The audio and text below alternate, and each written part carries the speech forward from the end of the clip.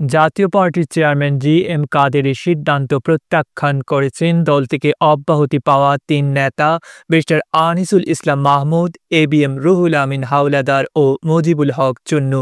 মঙ্গলবার ৮ জুলাই এক সংবাদ সম্মেলনে তারা জি.এম. কাদেরের বিরুদ্ধে বেআইনিভাবে তাদের অব্যাহতি দেওয়ার অভিযোগ করেন।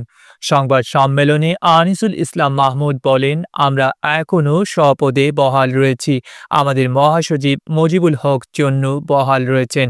ব্যারিস্টার শামীম হায়দার পাটোয়ারির নিয়োগ সম্পূর্ণ অবৈধ বলেও উল্লেখ করেন তিনি।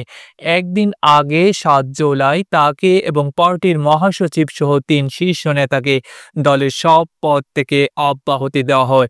যে প্রেসিডিয়ামের সবার রেফারেন্স দিয়েছেন জি.এম. কাদের, সেই বৈঠককেও অস্বীকার করেছেন আনিসুল ইসলাম মাহমুদ।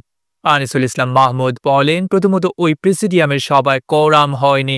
আর গঠনতন্ত্রের ২০-৩ খ ধারায় বলা হয়েছে মহাসচিব চেয়ারম্যানের সঙ্গে আলোচনা করে প্রেসিডিয়ামের মিটিং আহ্বান করবেন। আলোচ্য সূচি নির্ধারণ করবেন মহাসচিব। পার্টির চেয়ারম্যান মিটিং ডাকার এখতিয়ার রাখেন না। সম্মেলন ঘোষণার পর পার্টির কোনো পদে পরিবর্তন করতে পারবেন না।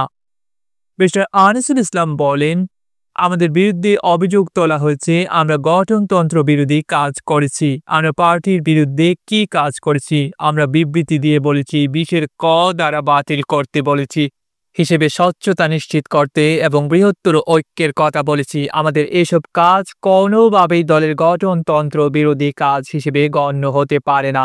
যা আবার তৎকালীন চেয়ারম্যান এইচ.এম. এরশাদ অসুস্থ থাকা অবস্থায় তার কাছ থেকে জোর করে দলের কো-চেয়ারম্যানের দায়িত্ব জি.এম. কাদের নেন বলে অভিযোগ করেন আনিসুল ইসলাম মাহমুদ। তিনি বলেন, জি.এম. কাদেরের প্রতিটি বিষয়ে স্বৈরাচারী মনোভাব।